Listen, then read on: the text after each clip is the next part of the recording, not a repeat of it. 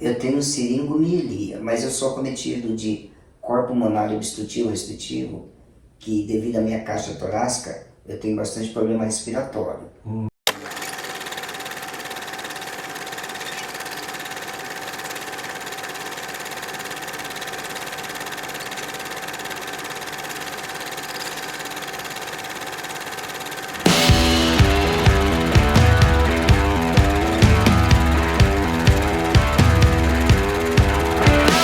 Senhoras e senhores, tudo bem? Meu nome é Emílio Zagaia. Com 42 anos, eu tive um AVC isquêmico.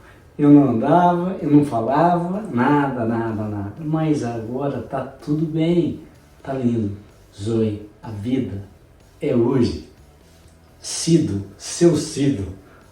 Hã? Exatamente. Cido, eu vi ele na Estudo Físio. Ele saiu, eu falei com a fisioterapeuta, falei, me dá o telefone dele. Conta pra gente o que você teve, o que você tem, né? Tá, eu tenho siringomielia, mas eu sou acometido de corpo pulmonar obstrutivo restritivo, que devido à minha caixa torácica, eu tenho bastante problema respiratório. Então tem muita falta de ar, né? E assim, tenho as minhas limitações para caminhar, mas agora que eu descobri que eu tenho a siringomielia, depois de 57 anos, até então eu não sabia que tinha. O médico que descobriu. Tá, mas você nasceu em Londrina? Em Londrina. E como que foi a sua infância? A minha infância foi assim, dentro de uma circunstância de normalidade, Tá. em que pese eu já tinha as minhas dificuldades, né? Eu queria fazer o que todos os meninos faziam, jogar bola, correr, né? Até conseguir algumas coisas assim, né? E era invocado às vezes que alguma coisa não dava certo, eu queria brigar, e os caras eram maior que eu. Aí, o que mais me dava raiva, sabe o que é? É quando ele olhava de cima para baixo e falava, eu só não te bato porque você é assim. Aquilo me deixava mais emputecido ainda. Mas enfim, veio a adolescência, época da revolta, porque com 12 anos, o molecado queria namorar, já namorava. Eu não, ninguém queria ficar comigo. Na época tinha aquelas bailinhos chamado discoteca, eu ia em todos os lugares que tinha, dançava discoteca. Quando chegava nas músicas lentas, ninguém queria dançar comigo. Nossa. Mas ninguém. Tinha uma pessoa, né, não sei se de dó ou não, a Maria, ela sempre dançava comigo. E aí eu aproveitava para me desabafar, né? Ter aquele meu momento como que todo mundo gostaria de ter, né? Sim. Mas aquilo ali me machucou bastante.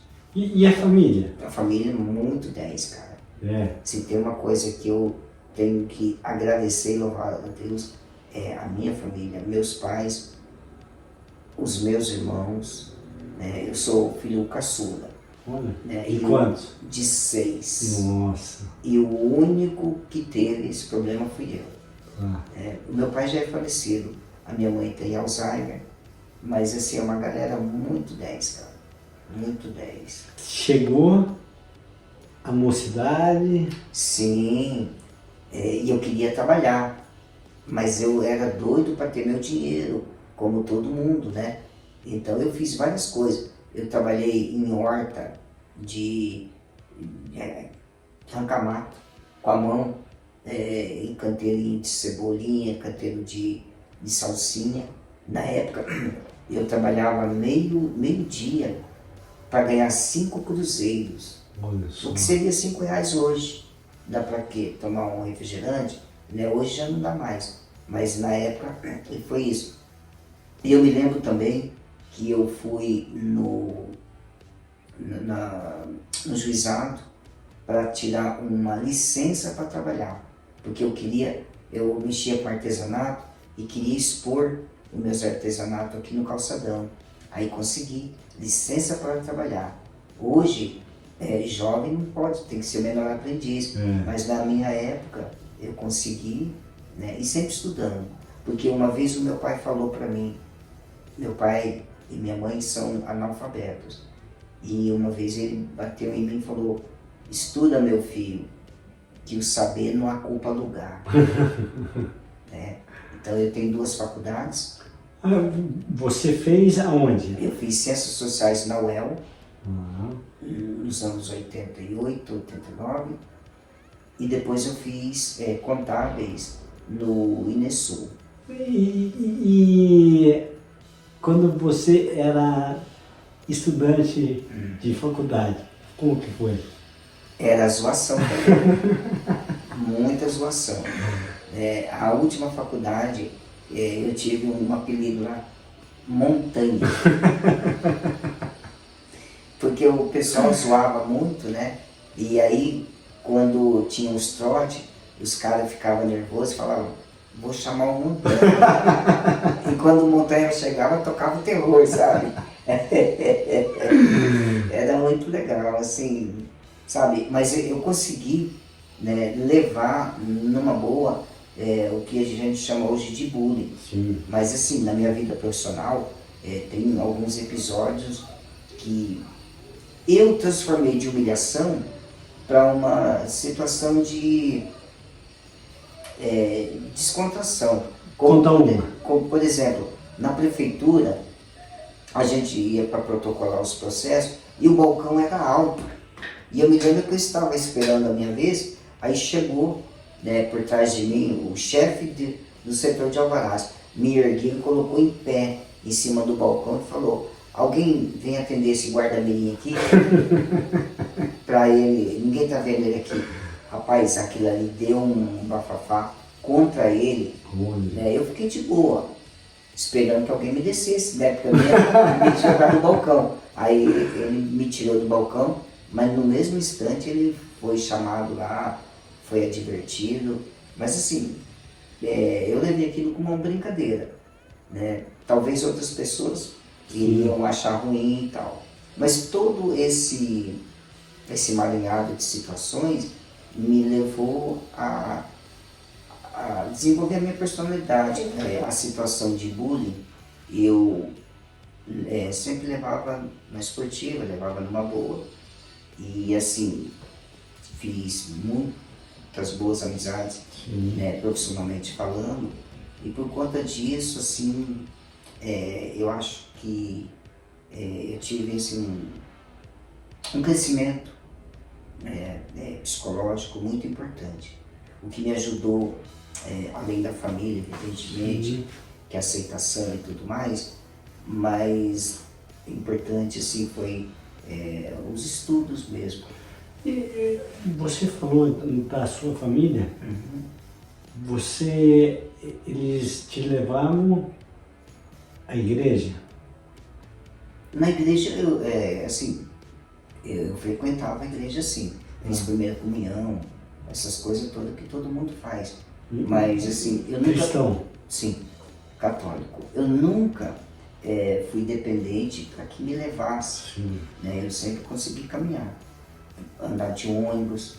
Né? E o Deus, como que foi a sua relação com Deus? Como foi não? Né? E é muito forte que eu, além assim, eu tenho muita fé e crença no meu anjo da guarda. Sim.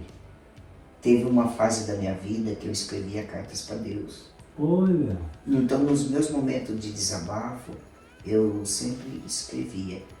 Como, por exemplo, sair para ir numa festinha, aí as meninas não queriam dançar comigo, as pessoas me ignoravam, aí eu me recolhia. Aí é onde que eu me encontrava, escrevendo para Deus. Aí ali eu desabafava, arrebatava, né? Além de escrever poesias, que eu também gosto. Você me disse que você quer escrever um livro. Sim, o meu livro é justamente para contar a história, né? Essa minha trajetória profissional como contador, mas não como na contabilidade em si, mas os bastidores, essas idas e vindas, né? Os preconceitos, os bullying, né? A zoação das pessoas. Isso tudo consegui, né, superar, tirar de letra e assim me tornar a pessoa que eu sou. Né? Você é o Montanha, né? Mas Sim. tinha vários apelidos. Sim, tá tudo ainda da fantasia. Gigante de porão, lenhador de bonsai. Você ri, né? É muito cômico, né? Ai, ai. Corcunda de Notre Dame. Olha só, cara. Aí eu não sabia se eu chorava ou se eu dava risada. Ria. Eu morei muitos anos no Califórnia. E lá no Califórnia tem uma favela. Sempre me dei bem com as pessoas. Mas tinha um moleque lá que todo dia passava na frente da minha casa. Me chamava de Costelinha. Costelinha. Rapaz, um dia eu esperei ele no portão. Mas dei um murro tão bem dado que daquele dia em diante ele passou a me respeitar. Ele nunca mais me zoou. Se a vida é hoje, como que está a sua vida hoje? Só posso agradecer a Deus. E isso eu faço a cada 10 segundos. Obrigado, Senhor. Já aconteceu muitas vezes de eu tropeçar e cair, agradecer, obrigado por não ter sido pior. Não quebrei nada, não me machuquei. Obrigado, Senhor. Então eu agradeço, eu tenho muita gratidão a Deus, pelas pessoas, porque eu me considero assim muito privilegiado. Eu não tenho quantidade de amigos, mas os amigos que eu tenho são verdadeiros, né? Colegas de profissão, a gente se ajuda muito, né? Então um passa informação para o outro e essa ajuda faz a gente crescer. A história dele, do Montanha, é um relato de... Você tem a depressão ou, como ele falou, tirar de letra. Exatamente. Ele tirou de letra. E você? Eu preferi tirar de letra porque no outro dia eu tinha que voltar na prefeitura. Lógico. Aí eu ia voltar lá magoado, chateado. Ia acontecer de novo, né? Talvez de uma forma até pior, né? Então, voltar no outro dia dando risada, levando na boa, foi assim. Cara, muito obrigado, cara. Imagina, muito cara. obrigado.